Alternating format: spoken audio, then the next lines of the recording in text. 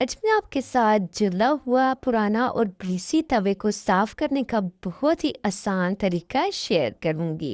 एक चीज की मदद से आपका तवा बिल्कुल एकदम चमकदार बन जाएगा कि ऐसा लगेगा कि आप लोगों ने न्यू परचेज की है। ज्यादा मेहनत करनी पड़ेगी और ना ही आपको इसे घंटों रगड़ना पड़ेगा। वीडियो को अंत तक जरूर देखेगा और साथ में अच्छे व्यूज के नजारे भी लीजिएगा। तो सबसे पहले आप लोगों ने तवा लेना है और उसको फ्लेम पे हाई फ्लेम पे अच्छी तरह से गरम कर लेना। जब गरम हो जाए तो उसको उतार कर चम्मच या छुरी की मदद से उस पर जो कालक होगी उसको अच्छी तरह से उतार लेना है। आप देखेंगे बहुत ही आसानी से आप लोग का तवा क्लीन हो जाएगा। दूसरी साइड पे आप लोगों ने पानी लेना है, उसके अंदर आपने स्टिक सोडा मिक्स करना है और उस पानी के अंदर तवे को 2 से 3 घंटे के लिए डिप कर देना है। अगर ओवरनाइट छोड़ दें तो रिजल्ट बहुत ही कमाल के मिलेंगे। इससे आपने करना कि कोई भी डिश वॉश लेना है या कोई भी सोप लेना है, आपने अच्छी तरह से वो तवे पे डालना है और कोई भी स्क्रब या फोम लेके तवे को थोड़ा सा रगड़ना है। ज़्यादा मेहनत की ज़रूरत नहीं पड़ेगी, आसानी से आप लोग का तवे से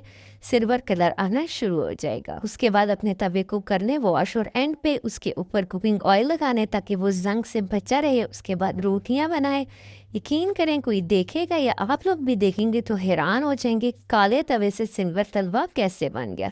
इतना आसान को ज़रूर ट्राई कीजिए। अक्सर मैंने तवे देखे हैं ब्लैक होते हैं, तो अपने तवे को ब्लैक से बनाए सिल्वर और एक नया तवा पाल। वीडियो पसंद है चैनल को कर दें सब्सक्राइब।